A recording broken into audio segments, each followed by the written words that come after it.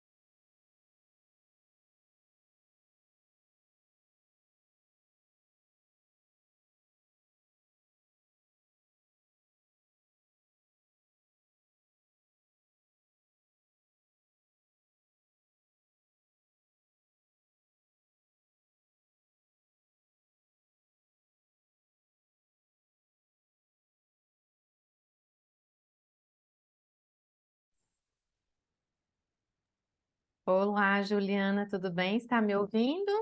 Oi, gente, tudo bom? Seu fone não está funcionando, Alan.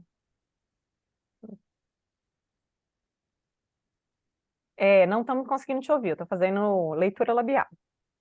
Ah, tá. Estão ouvindo a Juliana? Eu também está me Tá, ouvindo, não tá, então, Juliana? estamos ouvindo, sim. Tranquilo.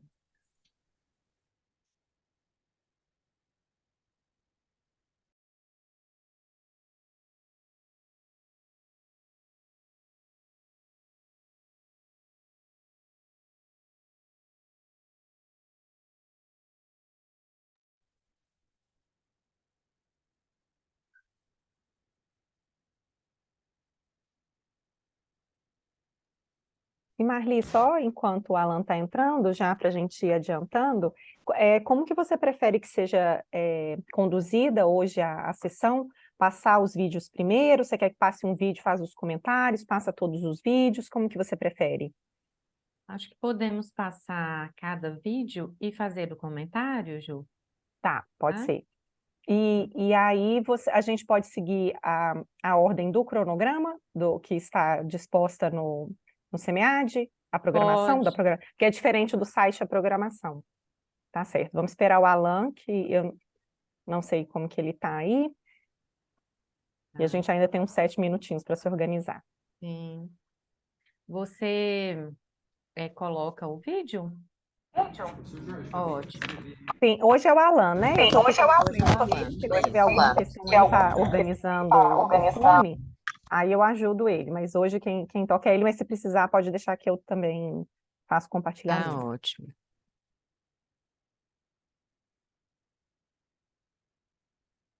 Você está aí presencialmente ou não? Sim, minha filha, Tá? aproveitando o coffee break, Ai, que ganhando maravilha! garrafinha. Gente, deixa eu fazer propaganda, não é porque é minha instituição, não. Mas olha aqui, Gente, que maravilha, eles que deram pra linda! gente. Olha aqui que gracinha. O Bottom, Semeade, Nossa, de olha, mulheres também. Aí tá ali, olha, né, de sessão. Não, meu filho, o trem aqui, eles investiram. Não estão de investe. brincadeira, não. E os coffees maravilhosos. Você é online, 100% online. Sim, sim, porque fechamento de semestre ficou mais difícil sair. Essa questão do online e do híbrido tem facilitado muito, né? Muito. Realmente, assim, deslocamento dificulta. É, mas olha, eu vou te falar que o presencial faz toda a diferença, viu? Nada, né, contra o online, pelo contrário, nos ajuda muito.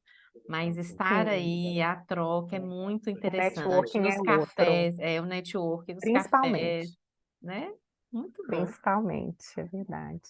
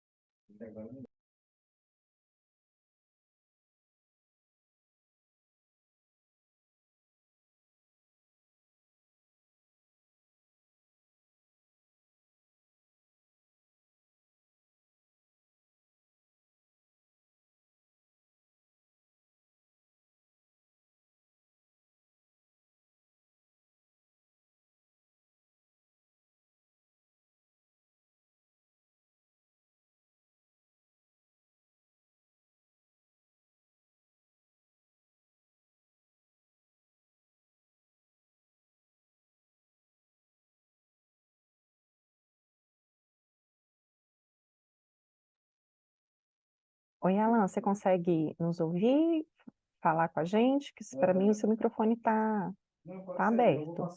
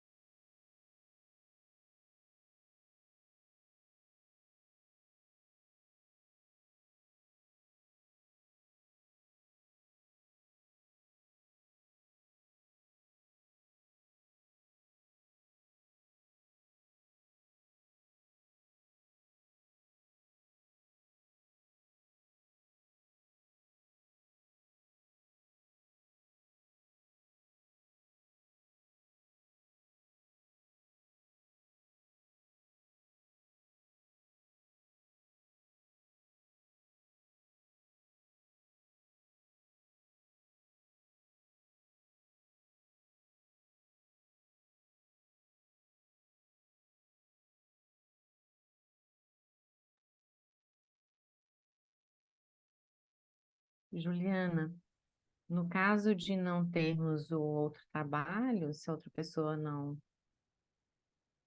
deixa eu ver aqui, não comparecer, Sim, aí a gente não discute nem transmite o vídeo.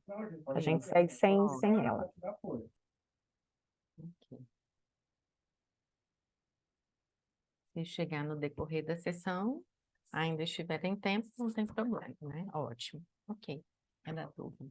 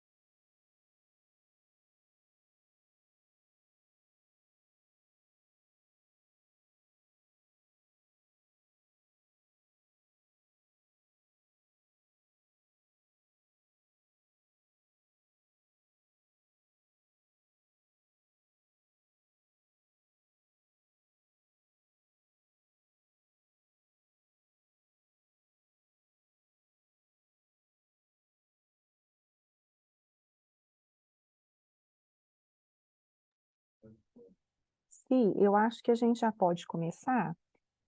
Eu acredito, então, que da primeira autora de disponibilidade organizacional para a promoção de acessibilidade, as autoras não estão, correto? Não, tô Ah, aqui. está, a Joelma está. Ah, desculpa, Joelma, A é Joelma verdade. está presente, né, Joelma? Verdade, verdade. Então, eu vou aqui transmitir e a gente segue para a gente ir para outra sala, tem que instalar uma... Ah, o Alan está aqui, na fé? Chama ele para vir aqui, então. Ah, tá. Tá, para a gente não atrasar, eu vou começar. Vai soltar, né? Sim. Aí vocês me falam se estão escutando direitinho, pode ser?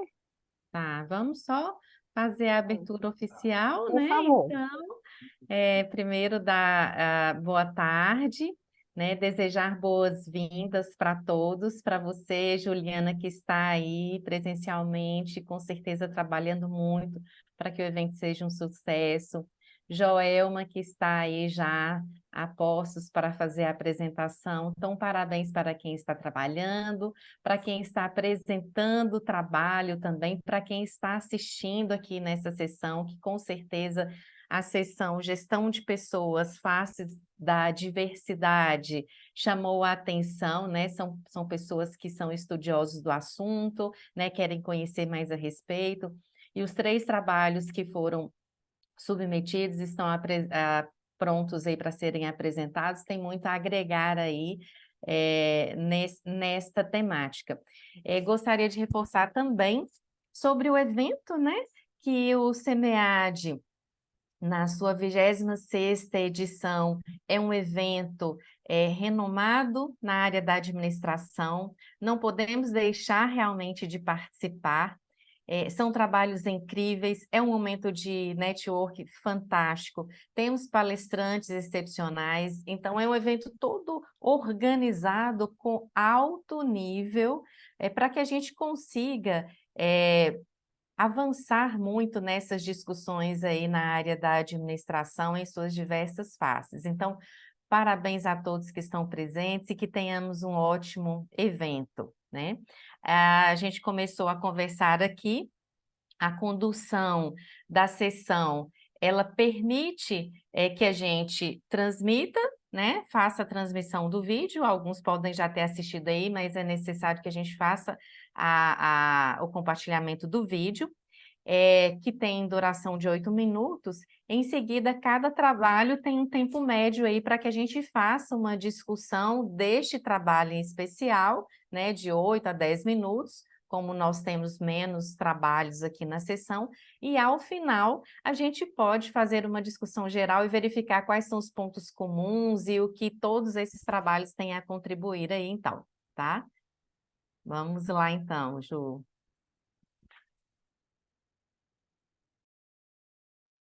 Vocês me falam se estão escutando direitinho.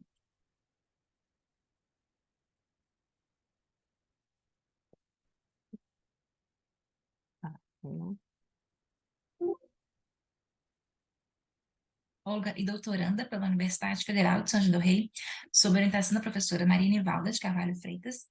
E eu vou falar um pouco sobre a primeira parte da minha pesquisa de doutorado, na verdade um recorte dessa primeira parte, que aborda a disponibilidade organizacional para a promoção de acessibilidade na reinserção de pessoas com deficiência adquirida por acidente de trabalho. E o tema da inclusão de pessoas com deficiência, ele ainda se constitui um desafio para o mercado de trabalho, embora a gente consiga observar avanços nas últimas décadas, decorrentes principalmente de uma legislação favorável à inclusão social das pessoas com deficiência. Só que a gente ainda observa alguns obstáculos, e muitos desses obstáculos eles estão pautados no preconceito. No que se refere ao mercado de trabalho, a gente observa ainda um grande preconceito de empregadores, profissionais de recursos humanos, gestão de pessoas, de modo geral, a gente observa um certo preconceito em relação à capacidade de pessoas com deficiência, como se houvesse uma dúvida acerca do quanto pessoas com deficiência podem contribuir para o ambiente de trabalho, né, o quanto elas podem ter realmente de potencial e de capacidade para ser produtivas e ter um desempenho adequado no contexto de trabalho. Então, esse preconceito, ele muitas vezes ele manifesta de uma forma disfarçada, não de uma forma explícita, mas muitas vezes ele se expressa e ele é manifestado na manutenção de obstáculos que dificultam ou mesmo impedem que trabalhadores com deficiência desempenhem suas atividades de maneira satisfatória. Assim, muitas ações organizacionais, né, dentro das empresas, estão disfarçadas por discursos que justificam a exclusão de pessoas com deficiência, no sentido de que a pessoa não, de achar que a pessoa não dá conta, de achar que ela não é competente, boa o suficiente, de que ela está ali por causa da legislação de cotas. Então, existem algumas barreiras que persistem na mente organizacional, muito pautadas no preconceito de que pessoas com deficiência, de certa forma, não deveriam estar ali, mas elas estão ali somente por causa de uma legislação que obriga as empresas a contratarem pessoas com deficiência. Então, esse preconceito ele ainda é um obstáculo frequente e forte que impede a participação de pessoas com deficiência no mercado de trabalho. E essa pesquisa que eu estou apresentando aqui, ela discute, então, na perspectiva e na prática de profissionais de recursos humanos, as ações organizacionais relativas à inclusão de pessoas com deficiência no trabalho, com um foco bem específico, aquelas direcionadas a pessoas que adquiriram deficiências ou outras sequelas devido a acidentes laborais. A gente entende parte do pressuposto de que a reinserção de trabalhadores com deficiência ainda demanda a elaboração e a implantação de estratégias mais efetivas diante de demandas sociais e organizacionais que, de fato, assegurem uma real inclusão no trabalho de pessoas com deficiência. Os estudos indicam, a gente parte do pressuposto nessa pesquisa, de que a garantia de acessibilidade, a realização de processos de socialização adequados, a sensibilização de gestores, colegas de trabalho e o alinhamento entre o desenho do cargo e o perfil de competências dos trabalhadores são fatores que possibilitam que pessoas com deficiência correspondem às expectativas de desempenho do trabalho e, de certa forma, comprovem que, muitas vezes, o que se pensa a respeito de pessoas com deficiência, acerca da capacidade delas, não passa de um estereótipo negativo que foi ali atribuído ao longo dos séculos em relação às pessoas com deficiência. Então, a gente parte do pressuposto de que se as empresas se disporem a transformar as próprias práticas de gestão e a empreender mudanças nas concepções de deficiência e nas relações socioprofissionais, é possível, sim, que a admissão de pessoas com deficiência vá além da mera imposição legal e que se, de fato, possa reconhecer o desempenho e a qualidade de trabalho de pessoas com deficiência nos diversos contextos laborais. Então, essa perspectiva parte de uma abordagem qualitativa em que foram feitas entrevistas individuais abertas via programas de comunicação por vídeo, com 21 profissionais atuantes na área de recursos humanos, sendo essas entrevistas, então, gravadas e transcritas integralmente para possibilitar a análise de conteúdo temático do material.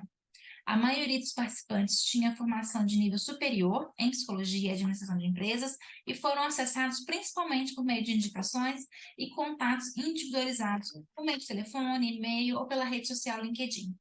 O estudo fez parte de um programa aprovado por Comitê de Ética em Pesquisa, né, ao qual as pesquisadoras estavam vinculadas, e a gente vai abordar aqui, então, os principais resultados dessa parte do estudo.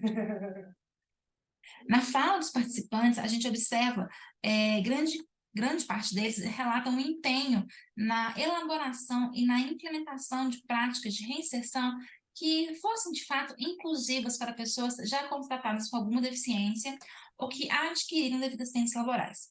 Nesses casos, a gente observa que as ações elas podem abarcar desde a adequação do ambiente de trabalho e dos cargos que os trabalhadores ocupavam, até realocações em cargos distintos ou desenvolvimento de postos de trabalho personalizados, considerando a escolaridade, o tipo de deficiência adquirida, o perfil profissional daquela pessoa que sofreu acidente e que teve uma sequela física decorrente daquele acidente.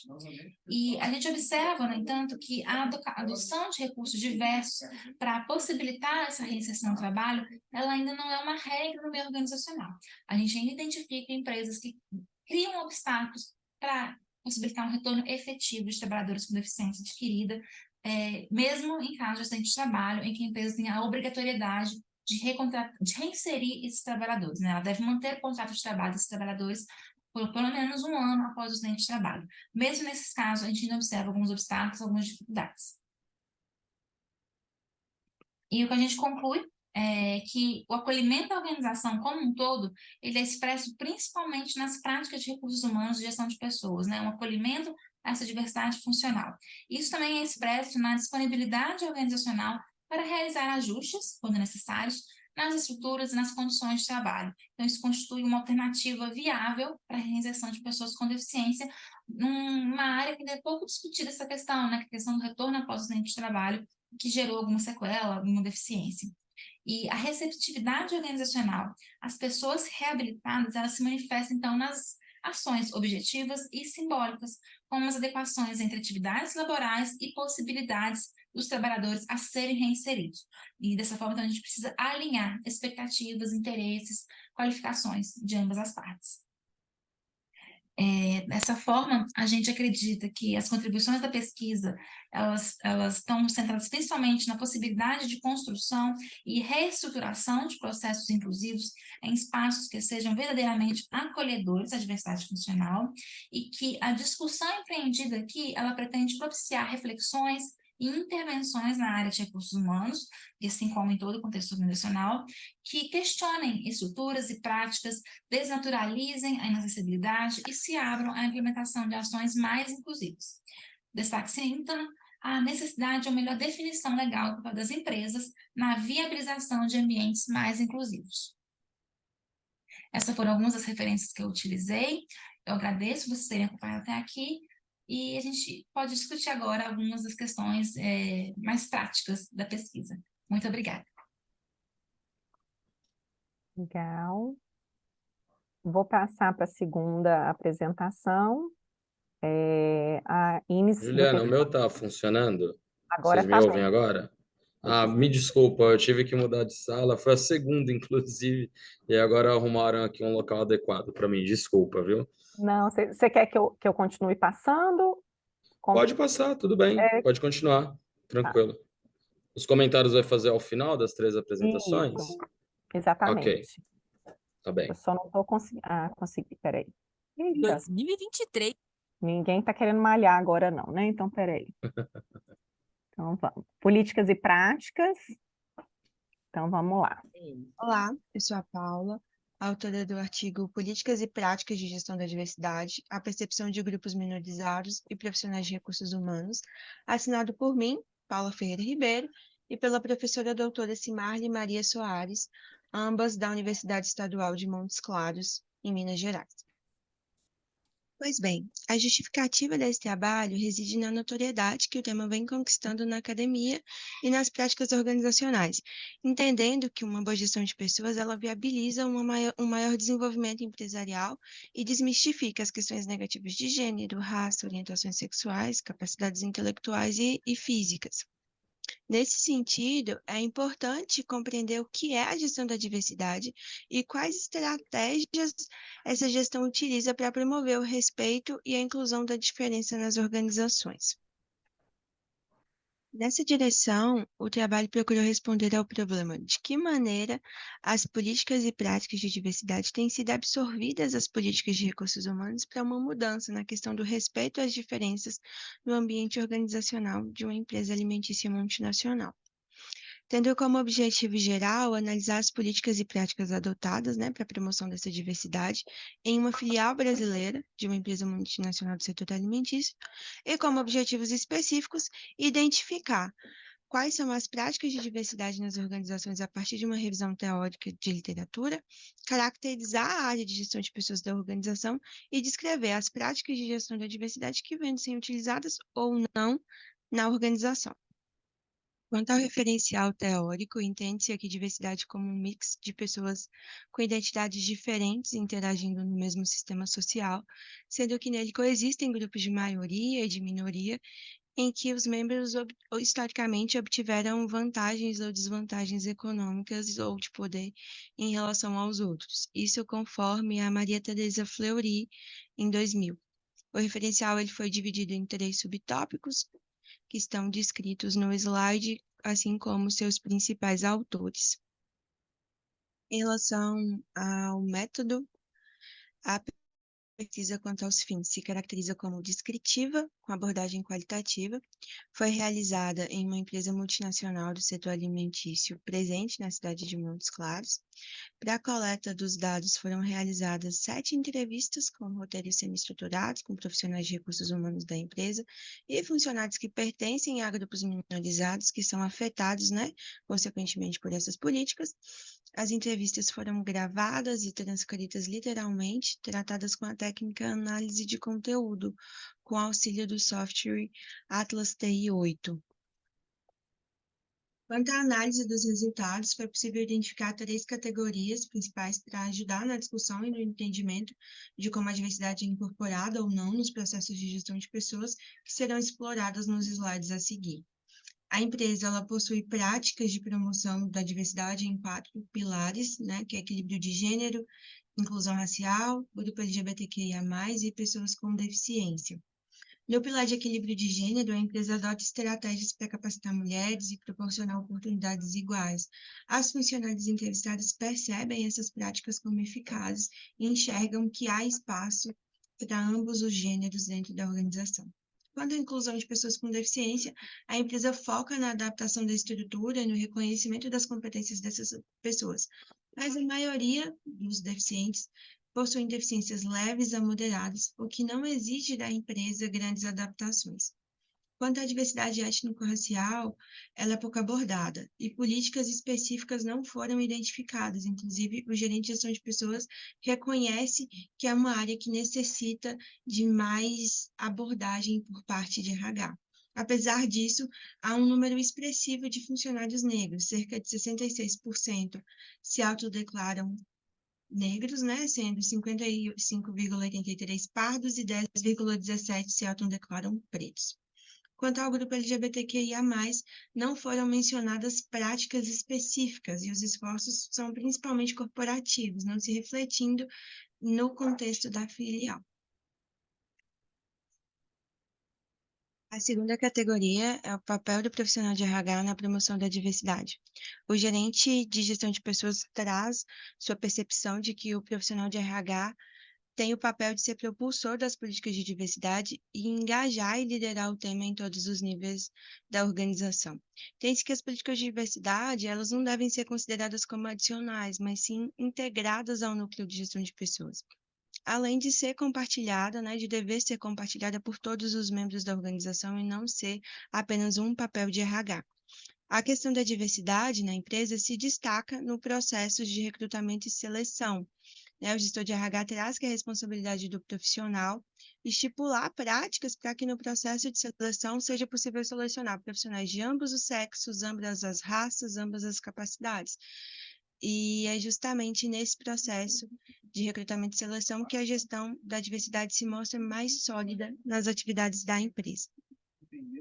Partindo dos apontamentos de Zenoni César 2020, tem-se os reflexos que a política de diversidade gera para essa empresa, tanto em aspectos de clima organizacional, uma vez que melhora o clima e tem impactos positivos nos aspectos psicológicos dos funcionários, eles se sentem mais seguros, mais à vontade para expressar suas opiniões sem medo de retaliação, resultando, né, consequentemente, em uma motivação e um ambiente de trabalho mais agradável, e a geração de valor à marca.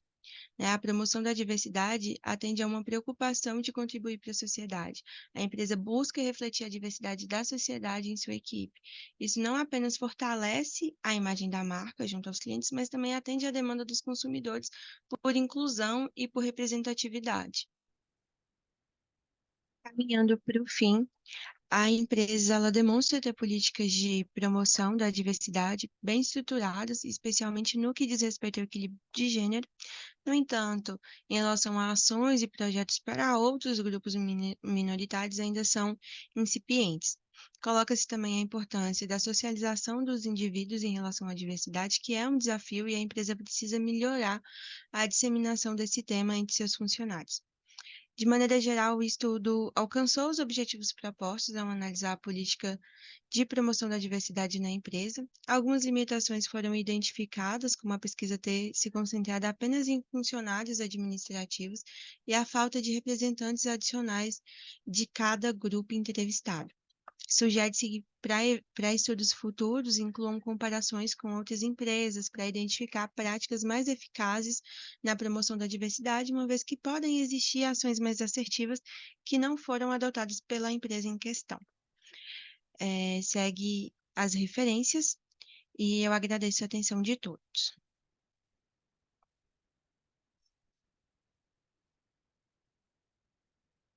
Legal.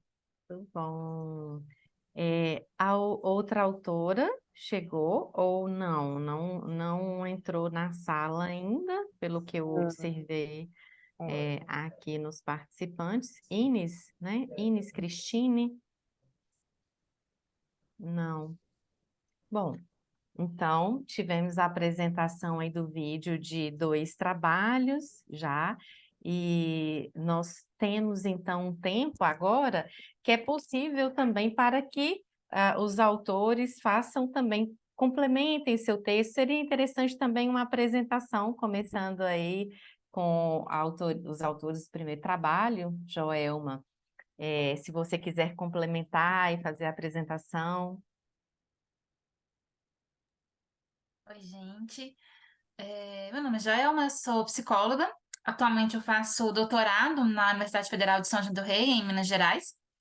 E eu trouxe, na verdade, um recorte da minha pesquisa de doutorado. A pesquisa tem um foco, na verdade, no retorno ao trabalho de pessoas que adquiriram alguma deficiência por acidente de trabalho. E aí, eu entrevistei 3 grupos, né? Pessoas com deficiência adquirida, profissionais de RH e profissionais de saúde e segurança no trabalho. Foram 64 entrevistas. E aí, aqui eu trouxe um recorte do recorte da parte de recursos humanos. E como a gente está estudando a questão do retorno ao trabalho, as estratégias que as empresas adotam para poder reinserir esses trabalhadores com deficiência adquirida ou alguma outra sequela decorrente do acidente de trabalho. Aí a gente fez esse recorte para poder falar um pouco da perspectiva das empresas. E é onde a gente tem um pouco essa visão de que ainda falta muito a ser feito. Eu apresentei um outro trabalho hoje mais cedo no SEMEAD, eu comentei um pouco dessa questão do quanto o histórico desse trabalhador antes do acidente de trabalho interfere na inclusão dele depois. E aí uma das questões que aparece é essa questão de que se era um trabalhador que tinha um histórico bom na empresa, se era bem visto como um bom trabalhador, assíduo, muitos anos de empresa, todo mundo tinha um bom relacionamento, a empresa meio que favorece essas adaptações, essa reinserção. Do contrário, se era uma pessoa que existia pouco tempo de empresa, não tinha uma relação muito boa com o gestor, ou se era um trabalhador que às vezes dava um problema, que faltava, a empresa pode criar dificuldade e falar que não tem como reinserir esse trabalhador, deixar ele afastado indefinidamente pelo INSS, porque aí a empresa alega que não tem condição de inserir, que ele não tem qualificação suficiente para poder voltar a trabalhar em algum outro cargo na empresa e a pessoa fica afastada. Então, a gente ainda observa essa dificuldade de reinserir pessoas com deficiência, principalmente nesses casos, que às vezes a deficiência ela é considerada um pouco mais severa, e a empresa alega que não tem muita condição de inserir por causa de escolaridade, por causa de posto de trabalho, que vai colocar a pessoa em risco, que aí para o bem da pessoa, a pessoa não vai ser inserida novamente. Então, a gente observa essas questões e isso persiste mesmo nos casos de obrigatoriedade legal, porque a empresa deve recontratar esse trabalhador, né, reinserir esse trabalhador nos casos de acidente de trabalho, né, que ele tem estabilidade de 1 ano. Então, a gente ainda observa essas dificuldades da empresa falar que não tem condição, que não pode, que não tem jeito, ainda esperando que a pessoa se adapte à empresa.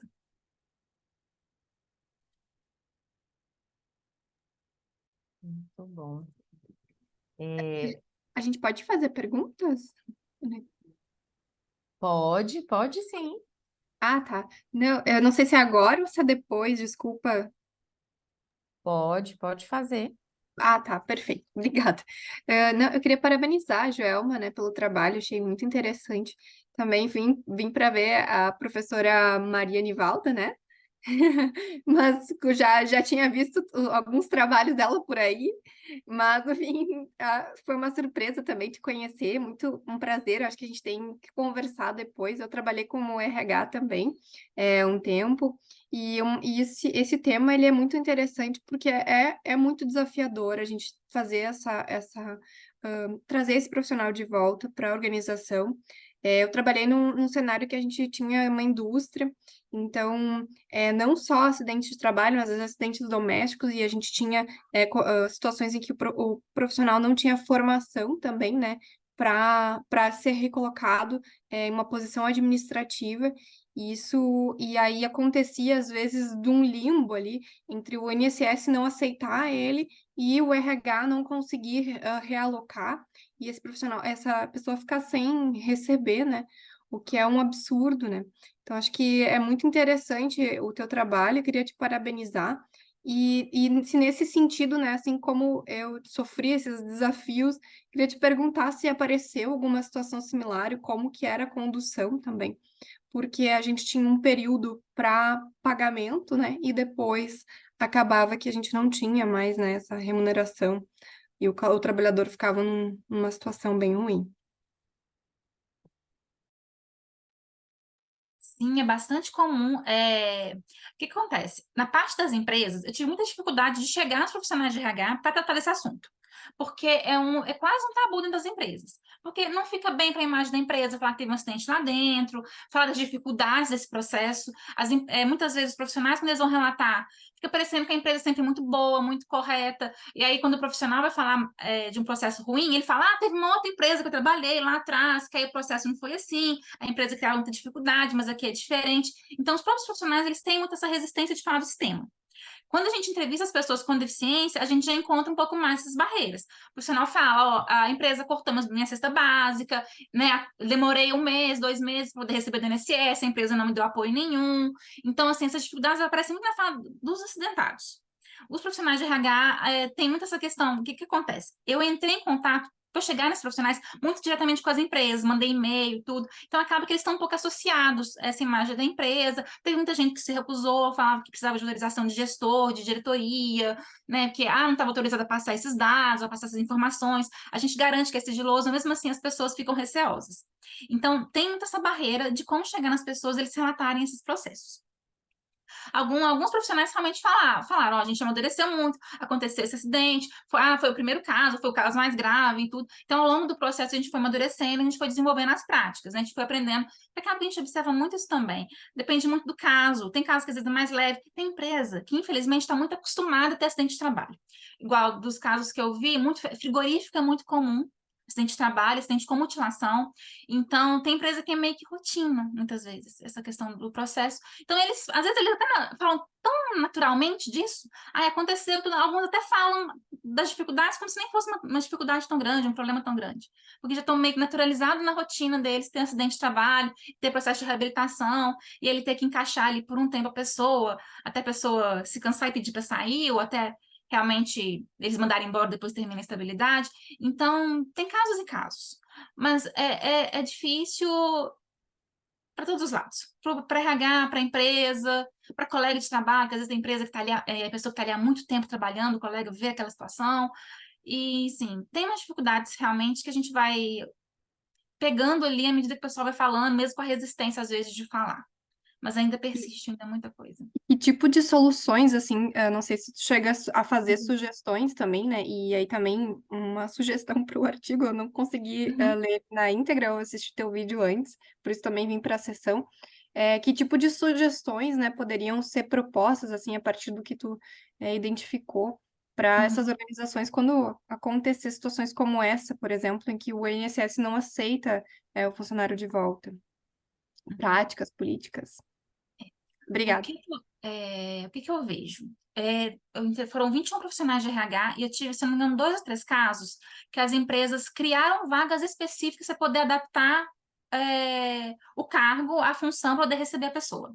Casos bem raros. Tem gente que fala, olha, não tem jeito a gente criar um cargo específico, pós do curso, centro de custo, aquela coisa toda, criar um posto de trabalho, uma descrição de cargo, não tem jeito. Mas tem empresas que adaptam isso, que conseguem fazer. Olha, a função, a pessoa tem tal escolaridade, trabalhava com tal coisa, aí vai na área, vê, tem alguma atividade que a gente pode remanejar, tirar de fulano, colocar para ciclano, tem alguma coisa que a gente pode fazer, desenvolver ali uma lista de atividades que a gente pode desenvolver um posto de trabalho específico para aquela pessoa, que tem aquela deficiência, tem aquela característica. Então, assim, do que eu vejo de empresa que consegue reinserir, vai muito para esse lado, de olhar, ó, é essa pessoa com essas características, essa competência técnica, o que que a gente pode fazer? Como que a gente pode aproveitar? Então, do que eu vejo que dá certo, é muito por aí. Assim, da empresa se esforçar mesmo para poder receber. Porque tem empresa que faz justamente o movimento contrário. De se esforçar para não receber, ó, não quero, não dá, não tem mais jeito, aqui não, desse jeito para mim não tem como, a empresa é assim, assim, assim, e aí fica aquela luta com o INSS. Então, é muito da empresa olhar a pessoa mesmo, e não olhar o que ela consegue fazer, e não olhar o que ela não consegue fazer. Ó, a partir do que ela consegue, que é isso, isso e isso, a gente pode pegar essa atividade, aquela atividade, ou a gente vai treinar ela aqui dentro, né, um curso, alguma coisa, para poder capacitar ela para aquele cargo. Então, do que eu vejo é mais ou menos por aí, das alternativas, das possibilidades que dão certo, é muito isso. Aí, por isso que parte muito da disponibilidade da empresa de querer. E aí entra a questão subjetiva, de quem que é esse funcionário que se acidentou, né? Se a gente quer ele de volta, não quer. Porque tem empresa, quer dizer, o funcionário é tão querido na empresa, e mesmo empresas grandes, que a gente tem essa noção de que empresa grande nem conhece direito o funcionário, mas o gestor conhece, os colegas conhecem, né? A gente fica muito tempo na empresa, então isso acaba interferindo. Não, fulano acidentou aqui, tem aquela coisa, às vezes, da empresa se sentir não legalmente responsável, mas às vezes um pouco, né? Não, fulano trabalhou 20 anos aqui, aconteceu isso, perto de aposentar, aconteceu, né? Vão inserir, vão tentar. Então, tem essas questões subjetivas que permeiam, mas eu acho que parte muito dessa disponibilidade realmente da empresa assumir a parte que cabe a ela. Teve um acidente, vamos ver o que a gente pode fazer para poder reparar o dano. Alguma coisa assim. Certo, obrigada. Boa tarde, pessoal. Agora oficialmente, estava ruim meu áudio. Sou o Alan, sou do Mackenzie e queria fazer alguns comentários aqui. Começando, eu queria até já fazendo até uma introdução, não sei se a gente vai comentar sobre o próximo também agora, porque eu vejo bastante diferenças. Acho que a gente pode falar Pode ir sobre um aquecendo e e depois a depois o gente outro. abre o outro e depois a gente verifica quais são as questões comuns e complementares, tá, Alan? Ok, então ótimo então. João, então eu vou falar individualmente sobre o seu trabalho, sem fazer então nesse momento uma comparação com o segundo. Falando especificamente sobre a abordagem, eu queria fazer alguns questionamentos a ti. Eu vejo muito que se fala durante o seu texto sobre inclusão. Eu queria que você pudesse explicar melhor o que você chama de inclusão no texto, que eu não pude identificar assim teoricamente, o que você considera como uma atitude inclusiva. Que a gente debate muito é de que não é apenas contratar a pessoa, né? Ou no caso, no específico da pesquisa, de readmitir a pessoa depois que ela tem um acidente, que a empresa é obrigada a reinserir ela. A gente parte muito da questão de quando a gente fala de inclusão, a gente fala, vamos adaptar a arquitetura, colocar rampa, banheiro acessível, e o que a gente vê é que isso, na verdade, acaba sendo a parte mais fácil. A parte mais difícil, que é realmente que não acontece, que o que a gente fala que seria uma inclusão de fato, que é ser mudar as relações sociais. Né? É o gestor que vai estar lidando com aquela pessoa, se ele vai dar oportunidade de crescimento para ela depois, se os colegas se tratam de igual para igual, tanto na rotina formal de trabalho, quanto às vezes na rotina informal, né? Nas relações informais, se aquela pessoa é de fato incluída, é muito comum, às vezes, principalmente casos de pessoas surdas, né? Da pessoa às vezes não tem interação com outros colegas de trabalho. Porque ali, poucos que sabem Libras, quando sabem, às vezes é um ou outro, tem às vezes aquela paciência, aquela boa vontade de conversar, fazendo gestos, sinais. Então, assim, é mais do que colocar a pessoa lá dentro, é realmente você colocar nas relações sociais, essa pessoa ficar inserida e dar oportunidade de crescimento e na avaliação de desempenho avaliar ela realmente pelo trabalho e dar oportunidade de treinamento e tudo, não justificar tudo pela deficiência, não achar que não vai dar conta, é melhor a gente chamar outra pessoa, tem oportunidade de fazer um curso em tal lugar, não, manda ciclano que fulano vai aproveitar mais. Então é realmente dar oportunidades iguais, tanto na contratação quanto na avaliação de desempenho e na oportunidade de crescimento também. Muito bem, João, eu concordo com a forma como você está colocando. Realmente, inclusão, ao meu ponto de vista, pelo que a gente tem visto na literatura, está mais relacionada às práticas de fato de inserção e de uma maneira ativa, né, dos colaboradores do que simplesmente colocarem ele lá. Até achei interessante a parte em que você cita a obrigatoriedade de leis, né, Então, em muitos casos, de fato, isso ocorre, né? Tem uma outra coisa que eu também não observei na tua pesquisa. Quando a gente fala de gestão da diversidade, a gente também tem o lado da empresa de colher os benefícios dessa diversidade dentro do ambiente de trabalho.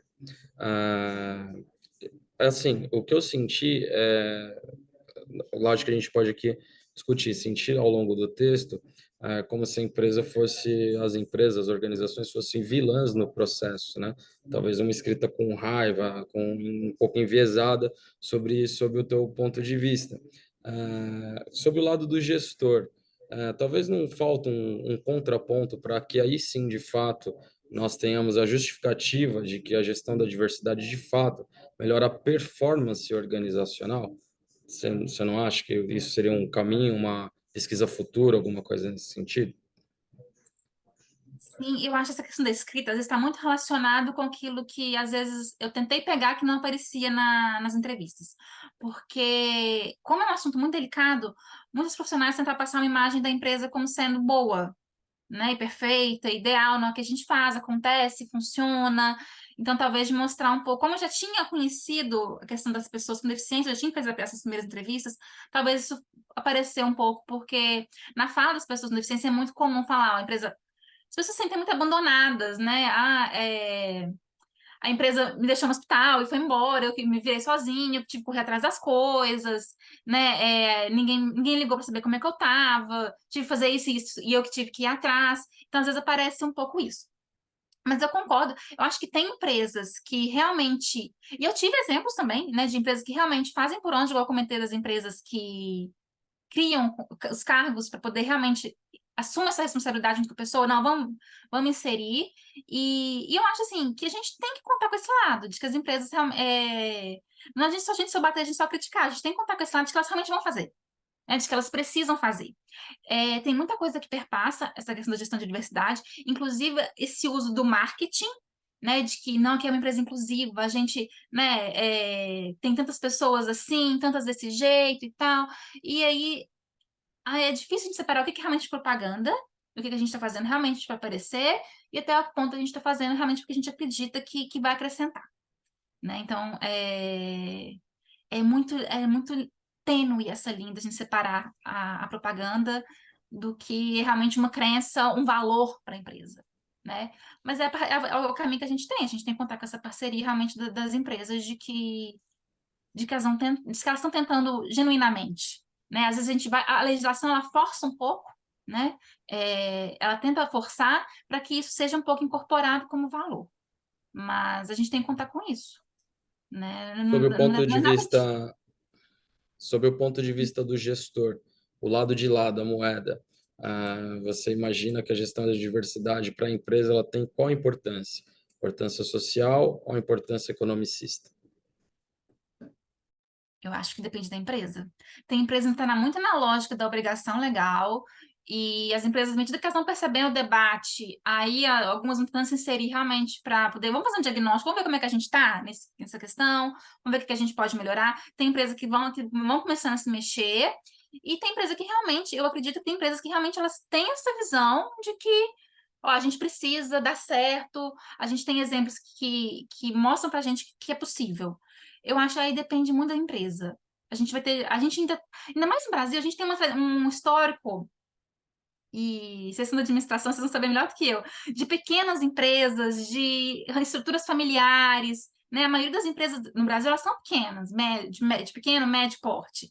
Então, quando a gente faz gestão de diversidade, a gente está falando de empresas grandes, de políticas grandes, práticas grandes, tem aqueles programas de diversidade, né? Só que isso não chega, muitas vezes, na maioria das pessoas, que é aqueles trabalhadores de empresas pequenas. E aí, nessas, a gente ainda tem essa cultura arraigada. Às vezes, a empresa não tem nem 100 funcionários, não tem obrigatoriedade de lei de cotas. Então, é um processo de a gente mudar a cultura mesmo das empresas.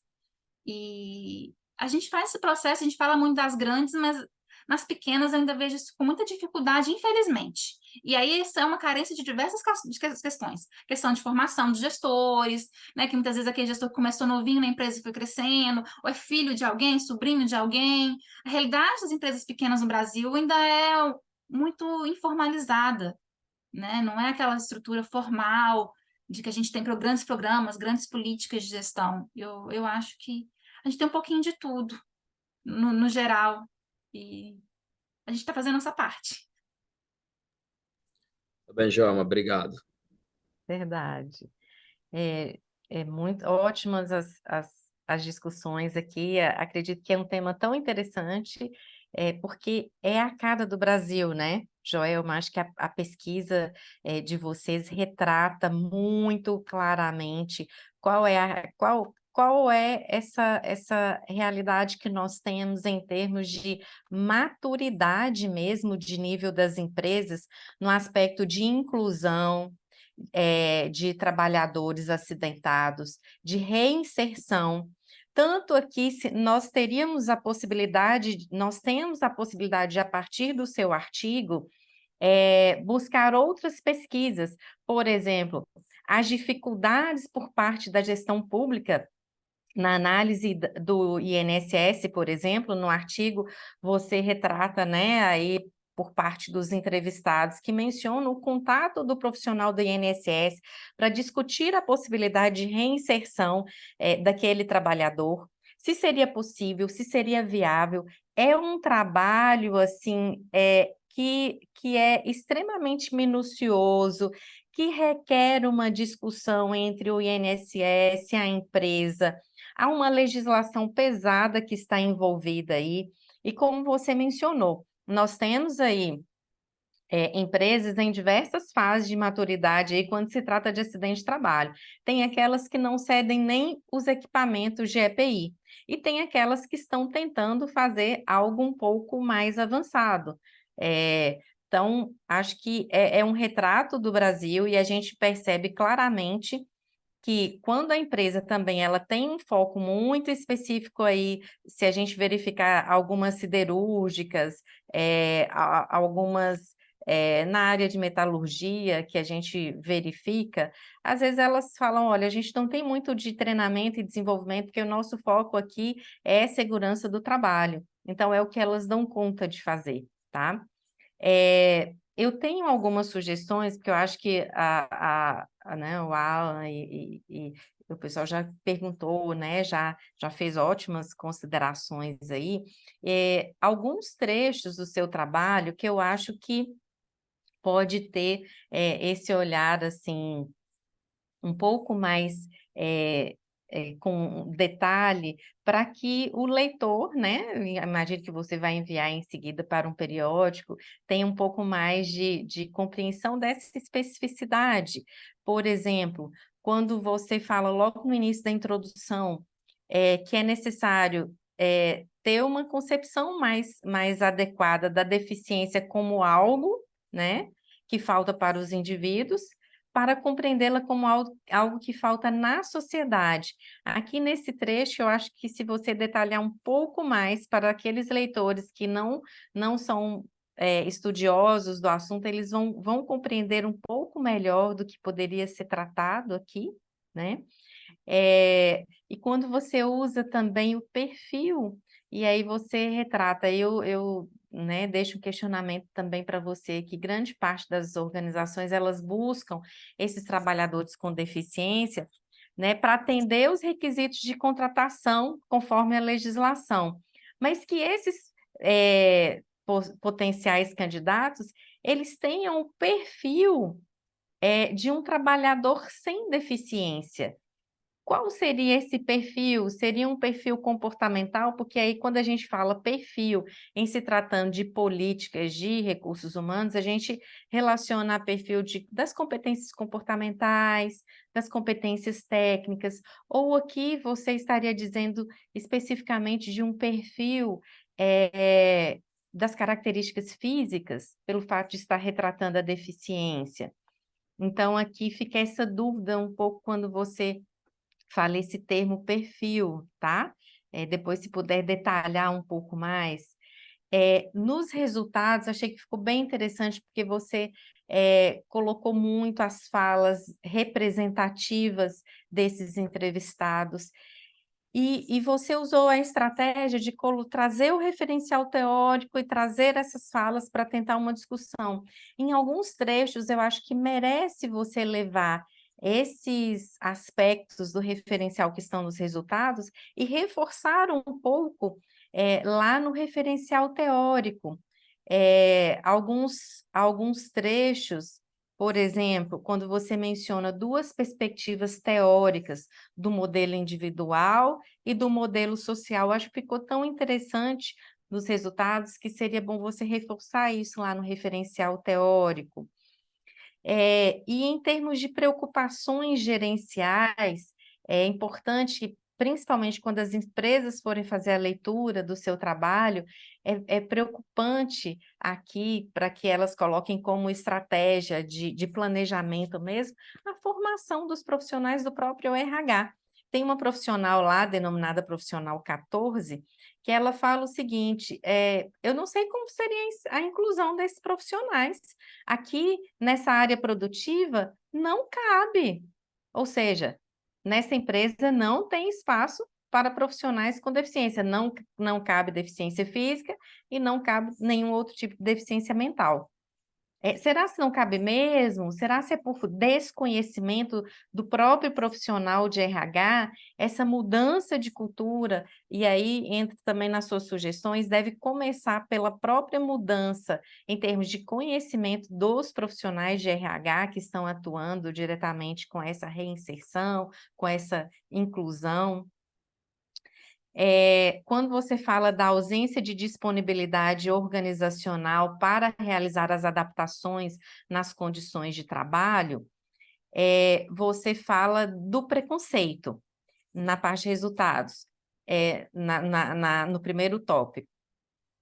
Pode reforçar um pouco mais sobre a questão financeira, o quanto as empresas estão dispostas a investir nisso. E aí você tem autores que pode trazer de que isso não é um investimento, não é uma despesa pura e simplesmente, é um investimento que pode trazer quais ganhos, tanto para o indivíduo como para a sociedade, como para a organização, como o Alan mencionou, e aí aqui você retrata sobre esse retorno de investimento no ser humano, mas que ele traz um resultado para a organização. O gestor, ele precisa saber isso. Olha, eu vou fazer a reinserção, né? Que tipo de retorno isso traz para a sociedade, para a empresa, né, para o indivíduo? Então, pode explorar um pouco mais sobre essas dimensões aqui. E a reabilitação, como você já falou, né? Quais os estudos, trazer algum estudo anterior, né, que mostre aqui que essas pessoas que foram reabilitadas, que houve a reabilitação, que houve a reinserção, o que trouxe de benefício para essas organizações. Então, é da própria literatura, de estudos que você consultou, de estudos que há na literatura. Ou, se não houver, é uma lacuna, né, que aí você já pode sugerir aí para novas pesquisas aí. Então, o que a gente observa muito né, retratado aí no seu trabalho é que há uma necessidade melhor, né, definição, quando você fala uma definição legal. Então, nós temos uma legislação que obriga as empresas a colocar um percentual de profissionais aí nas organizações. Eu lembro, eu trabalhava em RH, à época, era gestora de RH, e era desesperador. O prazo estava acabando e a gente não conseguia buscar esses profissionais. Os próprios profissionais, eles já tinham algum tipo de benefício e não queriam ir trabalhar nas empresas porque poderiam perder os seus benefícios, dependendo do tipo de benefício. Era uma série de situações que a legislação também colocou as empresas numa situação complexa para preencher essas vagas. Entretanto, a gente sabe também que se não houver uma legislação cobrando tudo isso, a gente vai ter um número muito menor de empresas realizando esse tipo de reinserção, esse tipo de cuidado, quando a gente fala aí de acidentes no trabalho, de inclusão, de reinserção. Então, como você mencionou, a gente tem um índice altíssimo de acidentes de trabalho, é uma caixa preta ainda, que são dados pouco discutidos, né? Já temos muitas melhorias aí nas organizações, mas nós temos ainda muito que se fazer. E acho que na área da administração podemos avançar sim com os estudos, inclusive abordando os aspectos financeiros, o quanto as empresas perdem, e trazer isso em formas de número para mostrar para esses gestores. São trabalhos interessantes que se desdobram aí em novas pesquisas. O quanto, se for pelo viés da gestão pública, o quanto essa reinserção é benéfica para a gestão pública também. Então, há várias discussões aí possíveis, além do humano, né? Quando a gente vê no seu artigo um funcionário que ele perdeu os 4 dedos e ele voltou a trabalhar, está na empresa por muito tempo, significa que o trabalho ele tem um valor para esse indivíduo, que o trabalho ele é importante para os indivíduos que querem se sentir úteis, que querem estar na ativa. Então, outro tipo de trabalho, buscando um pouco da subjetividade aí sobre o trabalho, o desenho, né, do trabalho para nesse contexto é muito relevante. Então, riquíssimo o seu trabalho, tá, Joelma? Parabéns, parabéns, parabéns para as autoras. Ai, muito obrigada. Vou anotar aqui todas as considerações, agradeço mesmo. Algumas, assim, vou realmente pensar. A questão, eu queria 2 coisas. A questão do perfil dos profissionais de RH, não tinha, eu tive que cortar por questão de limite de páginas. Eu cheguei a colocar, mas eu tirei para poder enxugar o texto, poder caber. E a questão de trazer os aspectos teóricos dos resultados para o referencial. Isso o artigo, ele foi feito, foi recortei do meu texto de qualificação, e isso foi uma questão que a banca me pontuou também. Tinha muita questão teórica nos resultados, que era minha parte de resultados ficou imensa, meu texto de qualificação teve 200 páginas. Então, minha parte de resultado ficou imensa e a introdução menor. Então, já era uma questão que eu tinha realmente que trabalhar, de tirar tanto referência teórica dos resultados e colocar mais no início, na introdução. Então, é uma questão que realmente eu tenho que atentar. E as outras coisas também, realmente, de esclarecer melhor a questão do que falta na sociedade, do perfil de pessoas com deficiência, né? E quando eu falo isso, eu falo muito a questão das deficiências leves, né? Quando a empresa busca um perfil de pessoa com deficiência que seja semelhante ao perfil de pessoa sem deficiência, é isso, seriam as deficiências leves que não demandam adaptações, mas tem que esclarecer, né? Tem que deixar mais claro. E é isso, a questão de mostrar mais a questão do outro lado, né, dos dados gestores e tudo. Eu vou ficar atenta para poder melhorar o texto. Obrigada mesmo. Ok, que bom. Bom, vou falar um pouquinho então do trabalho, que é o outro trabalho aqui da sessão, que é o de políticas e práticas de gestão da diversidade, e com o foco da percepção de grupos minorizados e profissionais de recursos humanos. É um trabalho também que é um recorte de um TCC, e aí eu gostaria de pedir desculpa e fazer minha apresentação agora. Eu sou Cimarli, eu sou doutora em administração, eu trabalho na Universidade Estadual de Montes Claros como professora, atuo na área de gestão de pessoas, na docência na área de gestão de pessoas, e antes da docência eu atuei muitos anos em empresas de grande porte, na gestão como gestora de pessoas também. Então eu tenho uma paixão, assim, por essa área, e a Paula, né, foi aluna de graduação e apresentou o TCC. A Paula agora ela está seguindo para o mestrado, não pôde estar presente aqui hoje em virtude do trabalho. Dentre alguns interesses dela era o de gestão da diversidade, e esse, como eu disse, é um recorte. Foi realizado numa empresa multinacional, que tem uma filial aqui em Montes Claros, no norte de Minas. Estou em Minas também, viu, Joelma? Então, tem uma filial aqui em Montes Claros, e ela queria muito buscar essa percepção das pessoas do site ali, das pessoas ali daquela empresa, de como elas percebiam essas práticas de recursos humanos, de gestão da diversidade, como elas se sentiam inseridas. Então, para começar, a principal dificuldade é que a empresa ela não tem um registro que caracteriza as pessoas dentro da organização. Então, o único registro diferenciado aí na organização é sobre a cor, que aí é aquela classificação básica, né? Branca, parda e tudo mais. Branca, parda, negra e tal.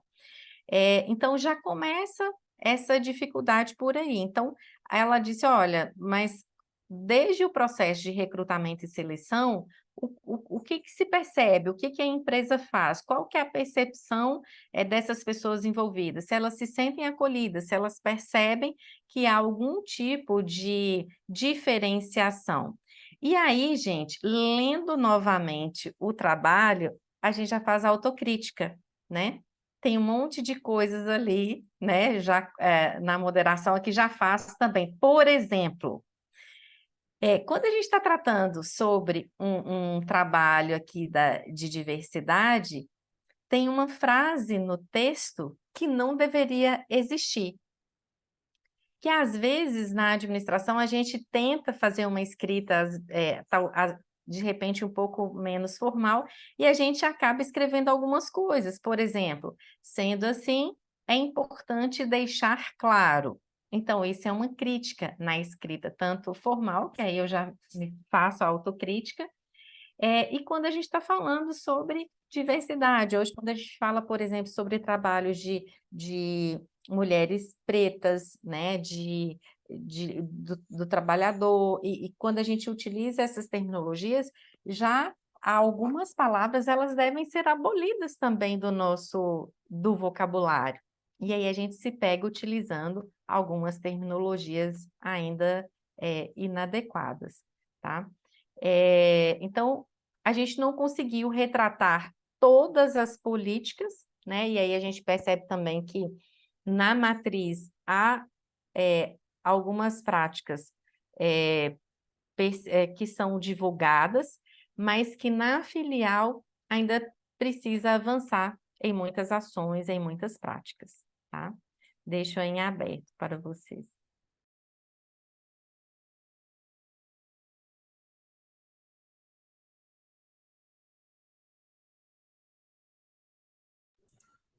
Vou fazer alguns comentários, professora. Bom, primeiro eu achei essa abordagem sobre gestão da diversidade, a parte introdutória e histórica, muito bem clara e muito bem precisa a respeito da origem dos estudos, quando iniciou, e a parte do referencial teórico também muito bem colocada, né?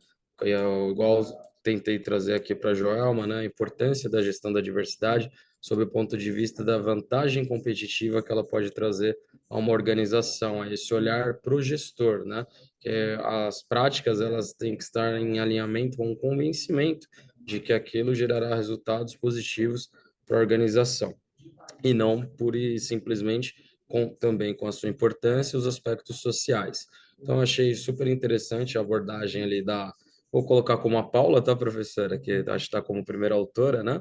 Da Paula sobre esse ponto de vista, Com me chamou certeza, bastante e atenção. principal. Inclusive, eu, quando fui ver o currículo ainda como aluna da graduação, eu achei, escreveu super bem, muito bem estruturado, muito bem conciso o trabalho, tanto a introdução, referencial e metodologia muito bem precisa, né? Uma abordagem qualitativa pelo que eu percebi, pelo que está no texto.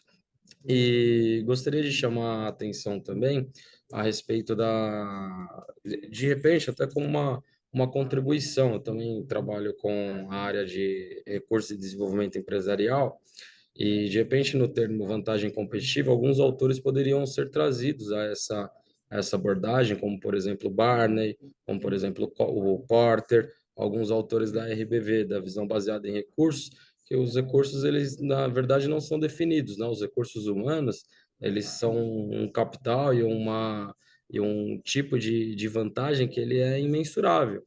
Então, eu acredito que, de repente, fazer um alinhamento com esse tipo de teoria, professora, talvez possa trazer um grande acréscimo teórico e de contribuição para a abordagem da Paula.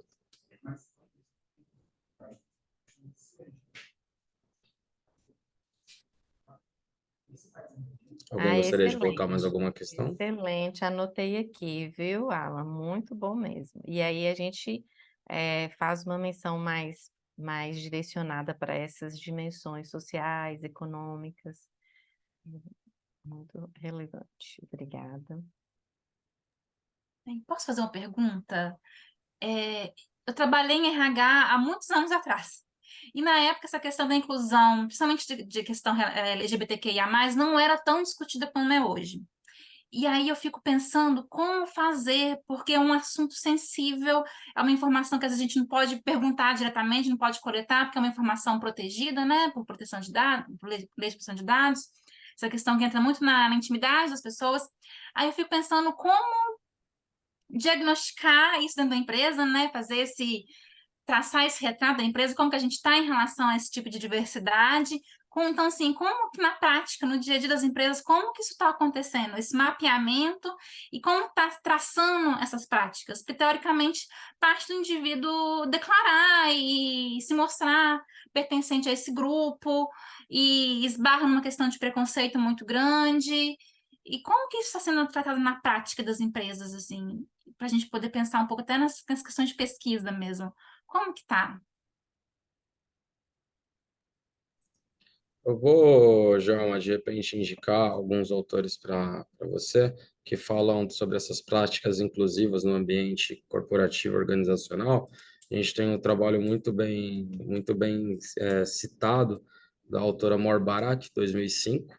Se você depois quiser dar uma lida, Workforce, eu não lembro o título exatamente, mas são as práticas de inclusão no ambiente de trabalho. A gente também, o Barry, 2016, também aborda super bem sobre essas práticas. Talvez, de repente, você dando uma lida, né? Talvez você tenha, assim, teoricamente ali, quais são as medidas que, de fato, têm funcionado nas pesquisas. Isso aí a gente já não está mais se restringindo ao Brasil especificamente, né? E que você trouxe algumas leis ali que são coisas nacionais, mas, de repente, já estendendo isso com práticas adotadas em uma outra atmosfera. Mas, assim, em suma, o que a gente percebe, né, se a gente for fazer uma síntese, é que o ambiente inclusivo, ele gera ali no indivíduo uma vontade e um sentimento de pertencimento. Talvez seja isso, assim, que desbrave ele a necessidade e ficar à vontade para ter as suas declarações, suas particularidades. O ambiente inclusivo é o promotor, é o provedor dessa ação, dessa atitude dos colaboradores. Em suma, seriam esses os trabalhos que têm sido apresentados por essas referências dos estudos de gestão da diversidade. Talvez a professora Cimarli possa inferir alguns outros comentários também. Nossa, olha, tem sido algo muito novo e com muitos cuidados mesmo.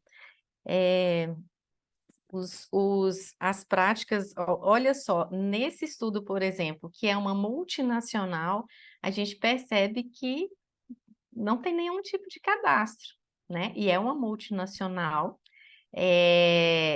que divulga a questão da gestão da diversidade, mas que não conseguiu chegar ainda nesse tipo, né? Nesse perfil do LGBTQ+, né?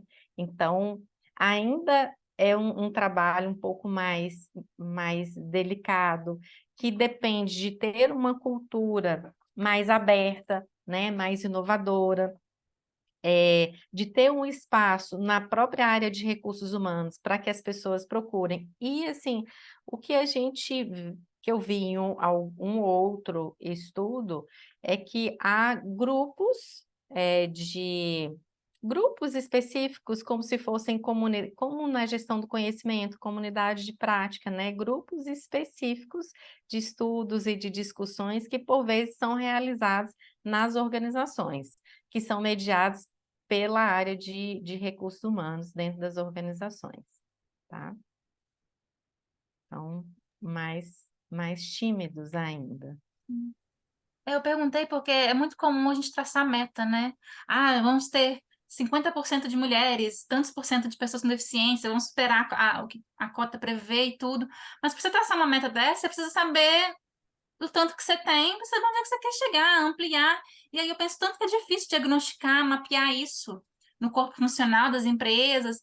E tem a questão do recrutamento, que às vezes esbarra na questão do preconceito. Mas às vezes eu vejo também, assim como a gente tem na questão das pessoas com deficiência, uma barreira por questão do crescimento, né? De as pessoas duvidarem da capacidade das pessoas com deficiência e não dar oportunidade de crescimento. Às vezes eu vejo isso muito na questão do LGBT também, de achar que, ninguém vai respeitar fulano é muito assim, sabe? Esse tipo de preconceito também, que às vezes impede a pessoa de crescer na empresa. E é onde a gente está Sim, falando de inclusão, né? De ter oportunidade de crescimento também, não só colocar lá dentro. sim, os processos seletivos internos, eles se esbarram nessas situações também, né? A gente tem aí os preconceitos de mulheres. Esta empresa especificamente, ela consegue já trabalhar um pouco mais a formação gerencial com mulheres, né? Algo que já está mais plausível para eles e que eles já conseguem trabalhar um pouco melhor. Os outros aspectos ainda não. E é como você falou, desde o processo seletivo, como é que você vai tentar identificar isso? Então, nem as próprias entrevistas, elas estão ainda com um direcionamento, né? Os vulgos roteiros de entrevista, elas estão com um direcionamento adequado para esse processo de inclusão.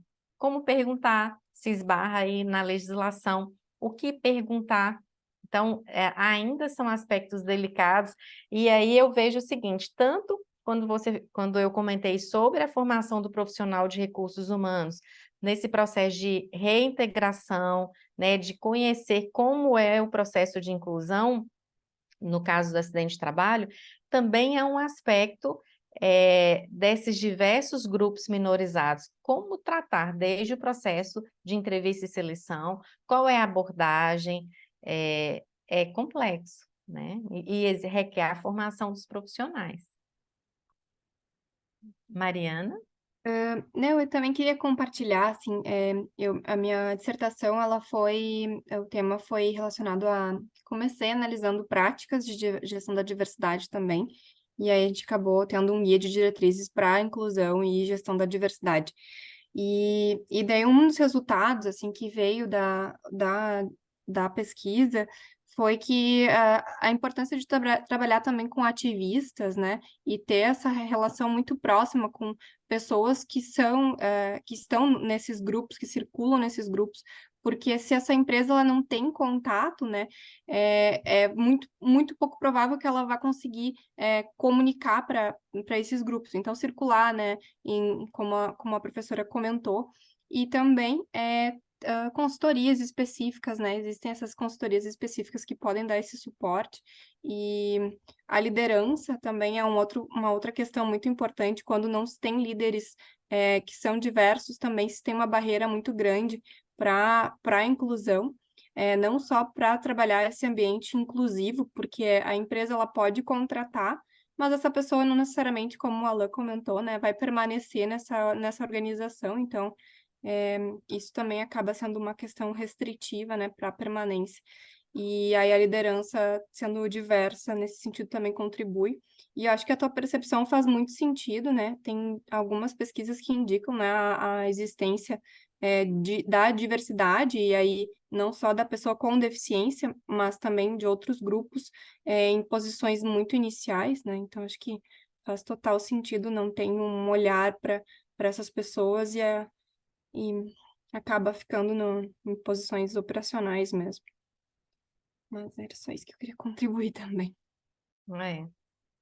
Então, assim, como eu mencionei, né, em termos de gênero, que eles tratam mais especificamente o sexo masculino e feminino, tá? Na verdade, é o sexo.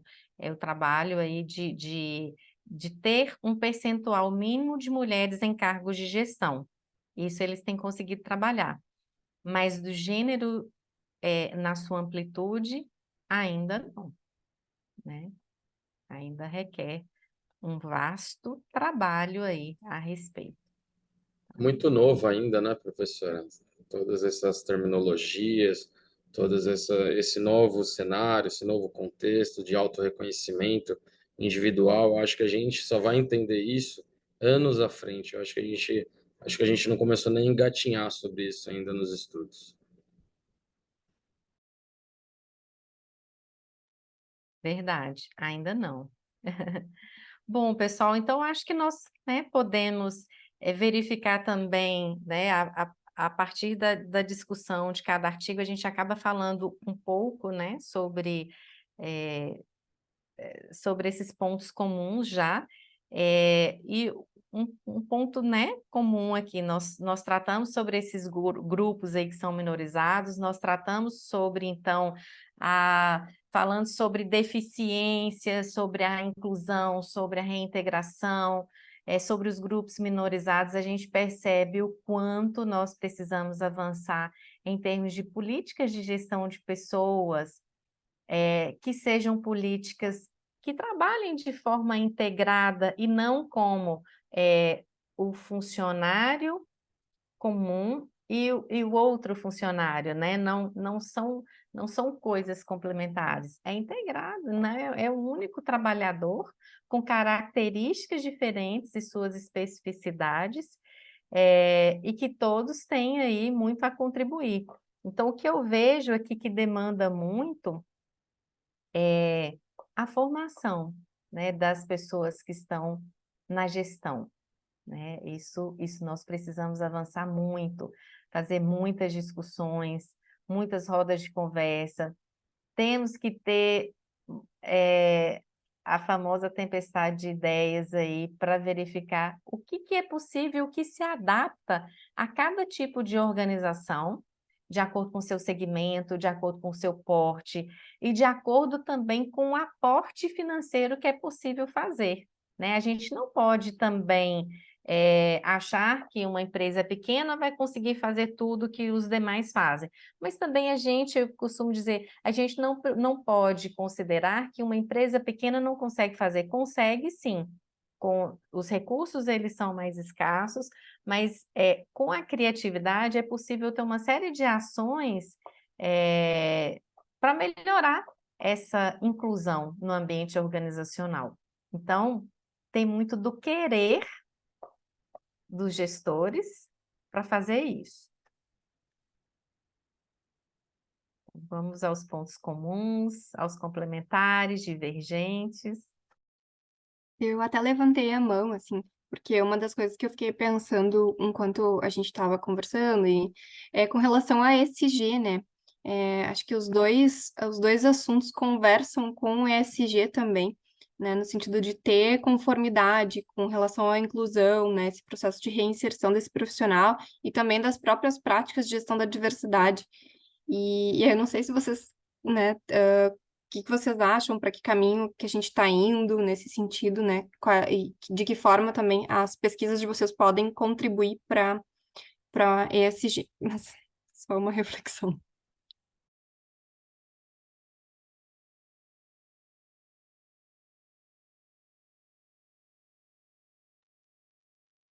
Mais alguma observação?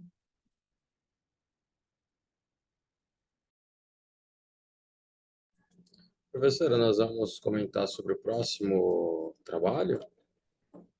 Não vamos, Ou não? porque a gente não apresentou, como a autora Ah, não não está veio. Porque presente. eu não estava no começo, então ela não veio, né? Ah, tá. Eu ia dar um toque do Infelizmente tempo não. já.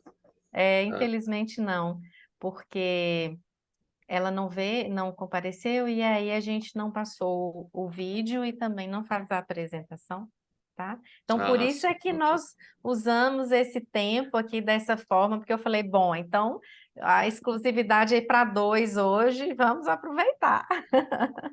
Acho que foi bem discutido, né? Bem detalhado, né? Até a estrutura dos artigos e acho que foi gerado bastante contribuição para todos, né? Uma pena que a Paula não pôde estar, né? Eu fiquei super orgulhoso de ler o trabalho dela, né? Ainda jovem ainda, pelo que eu percebi, e queria até, se a professora puder, mandar meus cumprimentos para ela também. Tá de parabéns. Não só ela, como a Joelma também. Pode deixar, eu vou repassar. Eu brinco que eu falo assim, olha, é tão interessante que às vezes tem aluno que às vezes fala, ai, não sei o que eu vou fazer ainda. Eu falo, e aí eu vou vendo o perfil, né? Aí eu vou, resgato alguns alunos e falo, eu acho que você tem o perfil de RH. Brincadeira. Mas é excelente, ela atua nessa área lá, na área de gestão de pessoas, já na empresa, então começou como estagiária e isso já gerava uma inquietação. E ela tem um perfil de pesquisadora, sabe? É muito interessante. Então ela já vai começar o mestrado aí, agora está escolhendo entre duas federais que ela teve aprovação.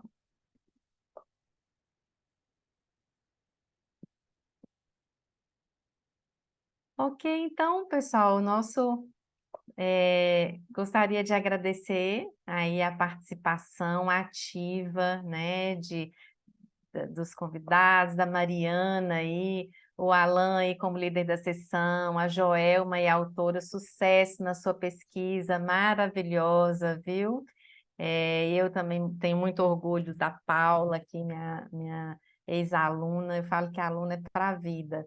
Então, muito orgulhosa de estar no trabalho, né, no evento SEMEAD, que eu já participo há alguns anos, e a gente percebe que a cada ano os trabalhos vão melhorando sempre e muito a qualidade.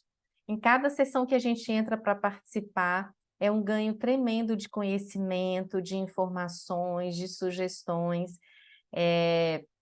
Então, parabéns por todos estarem aqui buscando participar do SEMEAD e que todos aproveitem muito o evento, que é feito com muita qualidade, tá? E foi um prazer estar aqui com vocês. Obrigado, professora. Boa noite para todos. Parabéns, viu? Qualquer coisa. Bom, eu vou deixar meus contatos aqui também no chat, né? Se alguém quiser conversar, quiser alguma dica, alguma coisa, estou à disposição também. Que maravilha, excelente, Alan. Boa noite, então, um ótimo evento a todos. Tchau, gente. Boa noite. Boa viagem, Joelma. Obrigada. Bom sanduíche para nós. Isso, importante.